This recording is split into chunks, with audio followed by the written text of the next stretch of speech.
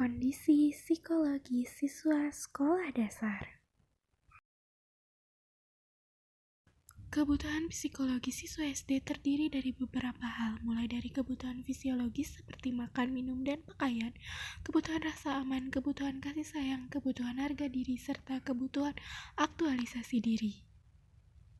Namun, selain itu, juga dibutuhkan kebutuhan akan memahami konsep kepemimpinan, aspek fisik yang menimbulkan kesenangan, serta aktivitas yang mengarah pada keterpaduan antara pikiran dan badan, yang tujuannya supaya psikologis siswa dapat terpenuhi dengan baik.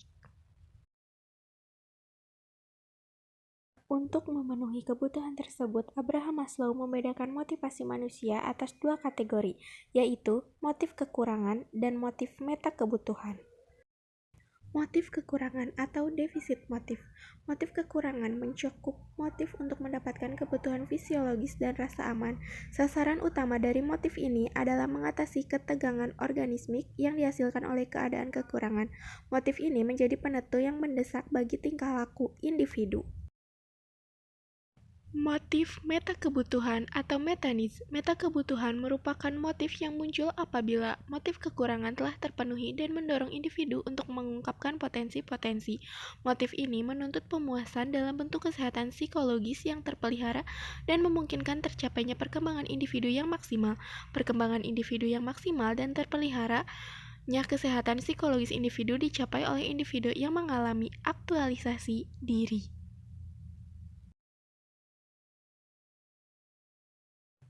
Kebutuhan dasar psikologi siswa dalam pengelolaan kelas di SD.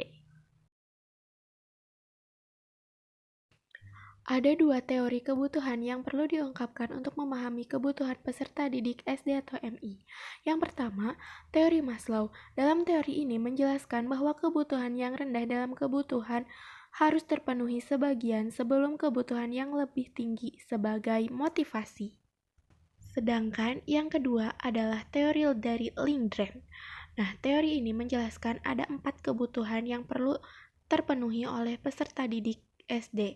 Yang pertama yaitu kebutuhan jasmania termasuk keamanan dan pertahanan diri, tingkat kedua kebutuhan perhatian dan kasih sayang, tingkat ketiga kebutuhan untuk memiliki, dan tingkat keempat kebutuhan untuk aktualisasi diri.